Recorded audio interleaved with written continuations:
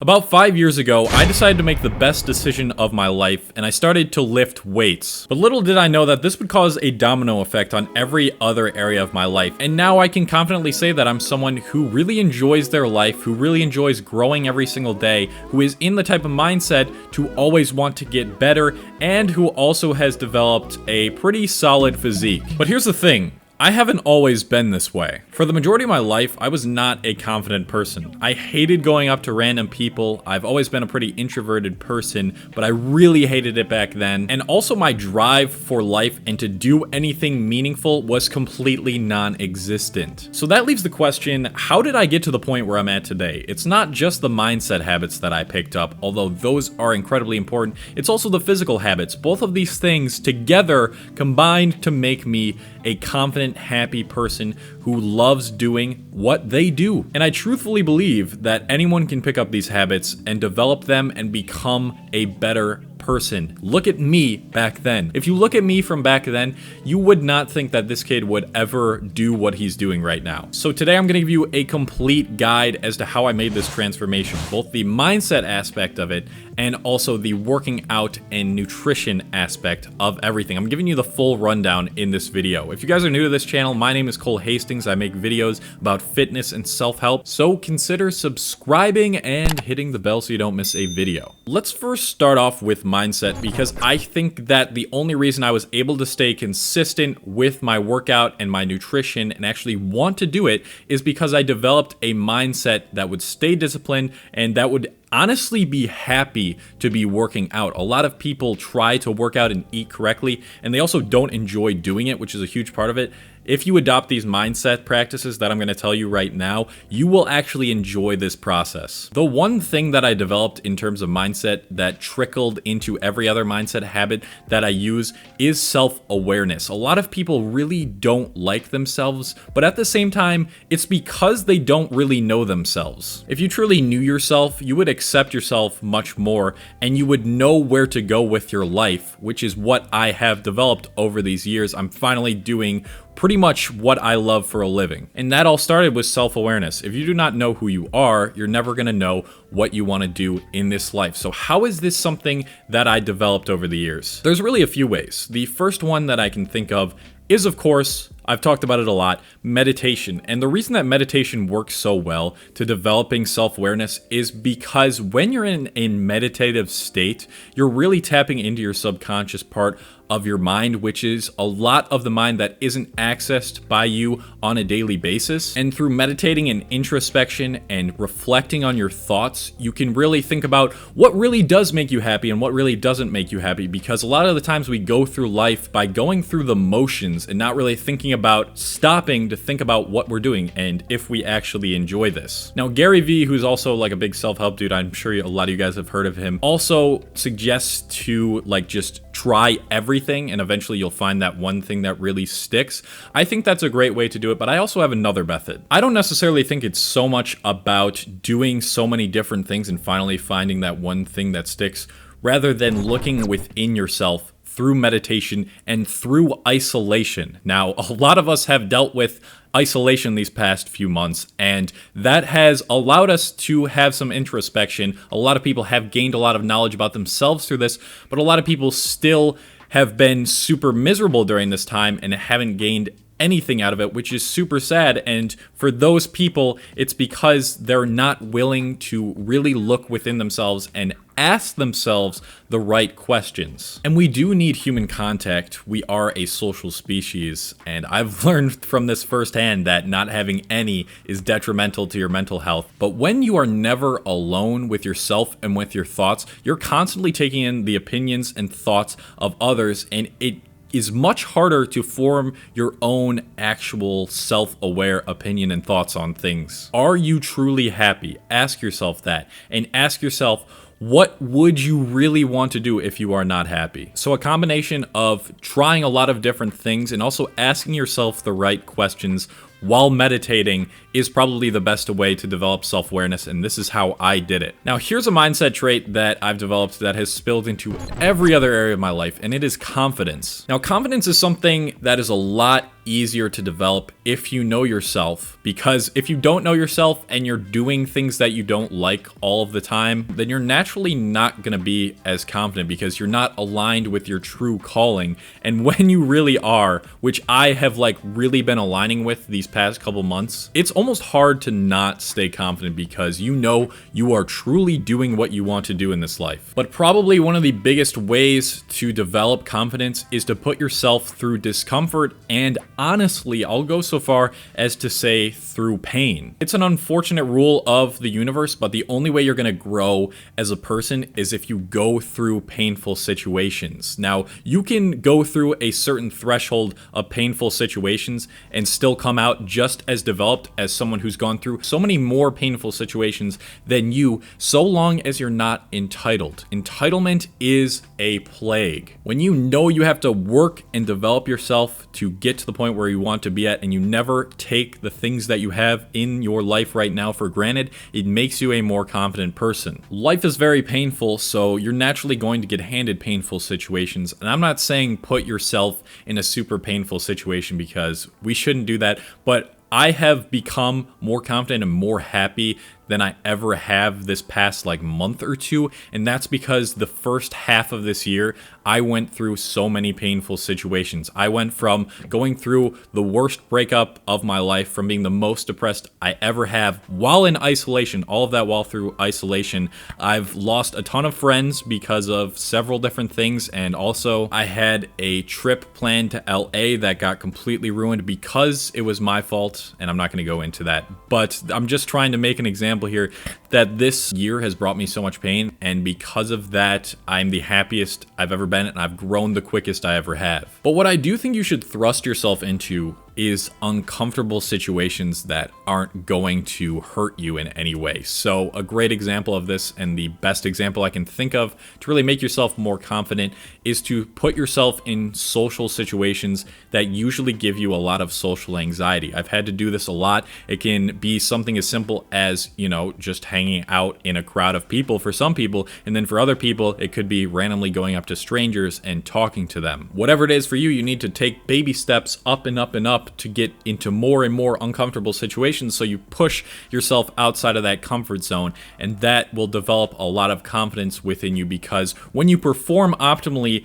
in social situations, it improves your inner confidence as well. But I want to make one very clear point here, and that is that no one can make you feel as confident as you yourself can make you feel. And that is why I say that self-awareness and doing what you're truly meant to do on this planet is so important. And if you know what you really want to do in this life, but you don't know how to execute it, or you're too scared to, or you just don't have time, you need to find the time and set aside some portion of the day. It's only got to be 1 or 2 hours to work on that craft and to build it into something that could potentially be full time. That was a bit of a side note, but developing confidence, let's get back to that. It also comes with not comparing yourself to others. Now, what people don't understand is that when they're in social situations, that no one is thinking of them as much as they are thinking about themselves. While you are thinking and stressing about, oh, did I say the right things to that person? Am I looking my best? They're saying the exact same things in their head about themselves. These cars that drive by me, they probably think about me sitting up on that fence for 1 second, and then it's back to thinking about them. And when you stop comparing yourself to others, you stop caring what other people think of you, which is also a huge form and probably the biggest overlying or underlying thing to confidence, at least in a social situation. The person that's the most confident in the room that you can really feel is the one that does not give a shit about if they're embarrassing themselves, if they're saying the wrong thing, and they just feel and look amazing. And that also reminds me that posture and how you carry yourself is a big way to confidence. This was my first video on YouTube ever, was actually me talking about posture and how to develop your confidence. And when you stand up straight and you look forward, you give people eye contact, and when you have your shoulders back and you have good posture, it also evokes a lot of positive and confident feelings out of you. So honestly, I would say that improving my posture did help with my confidence levels. And when you start to do more of what you love and become confident through that, and thus become a happy and more energetic person, it is why that this next thing developed in me, or partly why this next thing developed in me, which is such a hungry drive for wanting to grow. Because confidence is a skill that I think can be developed, I think it's part of this next thing that I'm talking about, which is a hungry drive for growth. If you're constantly getting more confident by putting yourself in uncomfortable situations all the time, it is in a way driving for growth. Now, over the years, I've steadily built up more of a hunger for growth and for wanting to be more disciplined and to work more. But over these past few months with quarantine and everything that I've talked about already, I think it's gone up a little bit faster than usual, and there is one reason for that. Honestly, I attribute the majority of that not to only the pain that I've been through, but also all of the things that I've quit in these past few months. I have quit caffeine, I have quit smoking weed, I've quit drinking alcohol, and I've quit watching those websites. You know what I'm talking about. If you quit at least half of these things, I can guarantee you that your energy levels and your happiness levels